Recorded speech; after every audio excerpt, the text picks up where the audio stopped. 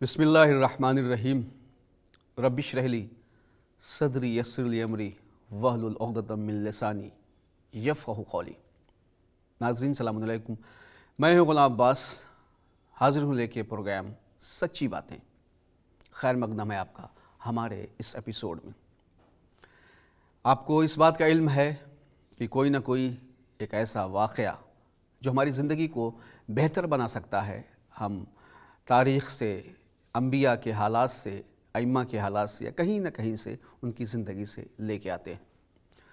आज जो वाक़या हम बयान करने जा रहे हैं वो वाक़या बहुत ही अहम है। इस वाक़े का एक हिस्सा हज़रत मूसा अलैहिस्सलाम की ज़िंदगी से ताल्लुक़ रखता है तो एक हिस्सा मुआज़ इब्ने मुस्लिम की ज़िंदगी से ताल्लुक़ रखता है। और इस वाक़े को बयान करने के बाद फिर आखिर में हम बताएंगे कि इस वाक़े का निचोड़ क्या है। बस हम आपको ये बताते चलें कि इंसान के अच्छे काम या उसकी नीयत ये हो कि उसकी किसी की मदद करनी है तो किस तरीक़े से वो इंसान की ज़िंदगी में उसके क़ज़ा और क़दर, उसकी तक़दीर, उसके मुक़द्दर को बदल देती है। हज़रत मूसा अलैहिस्सलाम जो बनी इसराइल में मबूस किए गए थे, और कुरान मजीद में हज़रत मूसा अलैहिस्सलाम का बहुत ज़्यादा तज़किरा है कि एक रोज़ जब आपकी ज़िंदगी का आखिरी दिन था, आखिरी अय्याम थे, तो मूसा अलैहिस्सलाम लेटे हुए थे। इतने में क्या देखा कि सामने कोई फ़रिश्ता खड़ा हुआ है। मूसा अलैहिस्सलाम पहचान गए और उस फ़रिश्ते से पूछा कि क्या इरादा है। उसने कहा कि मैं रूह कब्ज़ करने के लिए आया हूँ। मूसा अलैहिस्सलाम ने कहा कि क्या मुलाकात के लिए नहीं आ सकते? कहा नहीं, इस वक्त हुक्म मिला है कि आपकी रूह कब्ज़ कर लूँ। मूसा अलैहिस्सलाम ने कहा कि ऐ मेरे रब, ऐ मेरे खालिक व मालिक, मैं तेरी क़ज़ा व क़दर पे राज़ी हूँ, लेकिन मैं ये बता देना चाहता हूँ कि मेरे साथ मेरी बीवी, मेरे बच्चे वो भी हैं और मेरी ज़ईफ़ माँ भी है। अगर हो सके तो मेरी मौत को कुछ दिनों के लिए टाल दे। अब जैसे ही मूसा अलैहिस्सलाम ने सजदे में सर रख के ये दुआ की तो खुदा की तरफ से आवाज़ आई, मूसा तुमने अपनी बीवी बच्चों का हवाला दिया, ठीक है, लेकिन तुमने ये जो अपनी वालिदा, अपनी ज़ईफ़ माँ का हवाला दिया और कहा कि मेरी माँ भी है, तो चाहो मैं तुम्हारी माँ की वजह से तुम्हारी उम्र का कुछ हिस्सा और ज़्यादा बढ़ा देता हूँ, इसलिए कि तुमने फ़लाँ दिन फ़लाँ मकाम पे एक भूखे इंसान को खाना खिलाया था।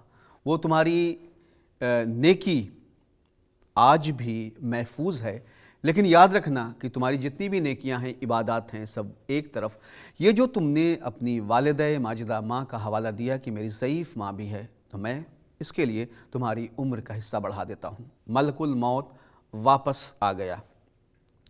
अब ये वाक़या हम इसको कुछ इस तरह से बयान करते हैं कि छठे इमाम जाफ़र सादिक़ अलैहिस्सलाम का ज़माना है और आपके असहाब सारे के सारे बैठे हुए हैं।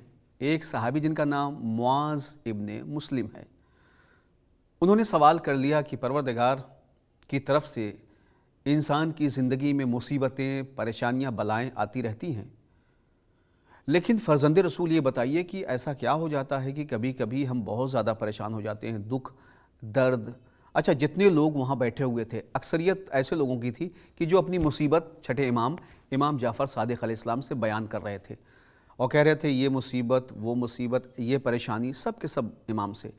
तो इमाम ने उनसे, ये जो मुआज़ इब्ने मुस्लिम हैं, इनसे कहा, मुआज़ इब्ने मुस्लिम देखो, ज़िंदगी में मुसीबतों और परेशानियों का जो एक बहुत बड़ा हल है वो है सदक़ा। सदक़े के ज़रिए से अपनी मुसीबतों और रंज व गम को दूर किया करो। फिर वो कहते हैं कि लेकिन फ़र्ज़ंद रसूल अक्सर ये होता है कि हम सदका देते हैं, सदका देने के बाद फिर निकलते हैं तो क्या हो जाता है, उसके बाद क्या होता है कि मुसीबत परेशानी आ जाती है।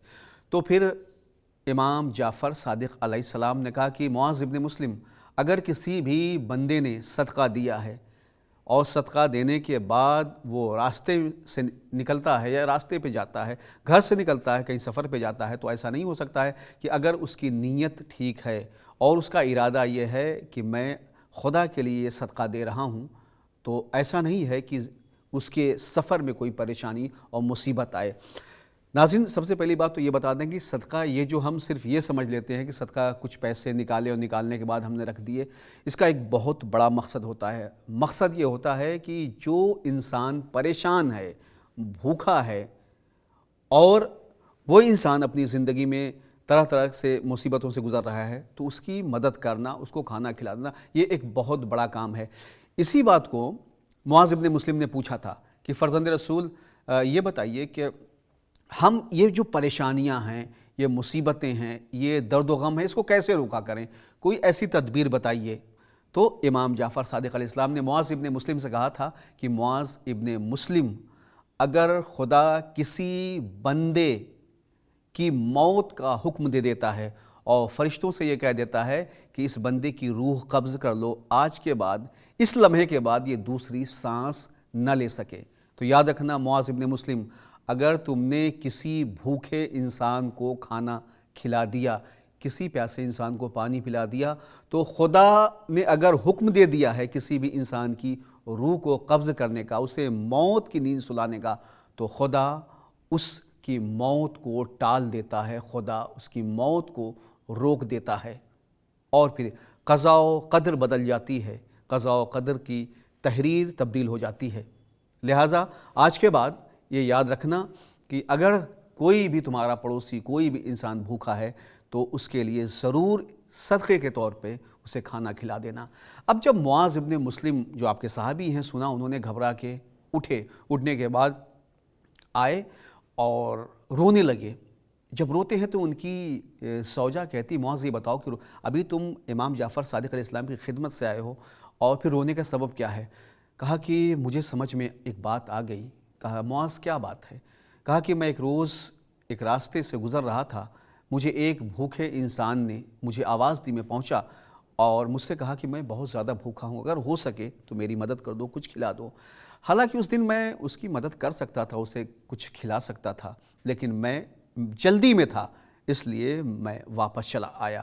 کچھ دور پہنچا تھا کہ مجھے ٹھوکر لگی، زمین پہ گرا، میرے سر میں چوٹ لگی، خون بہنے لگا، اور اس دن کے بعد سے آج تک مجھے اس بات کا افسوس ہے کہ میں نے اس بھوکے انسان کو کھانا کیوں نہیں کھلایا۔ آج جب میں امام جعفر صادق علیہ السلام کے پاس پہنچا ہوں تو امام جعفر صادق علیہ السلام سے میں نے کہا کہ فرزند رسول، اکثر میری زندگی میں پریشانیاں، مصیبتیں آتی ہیں، تو اس کا مداوع کیا، اس کا حل کیا ہے؟ تو امام نے کہا ہے کہ صدقے کے ذریعے سے اپنی مصیبتوں اور پریشانیوں کو دور کیا کرو۔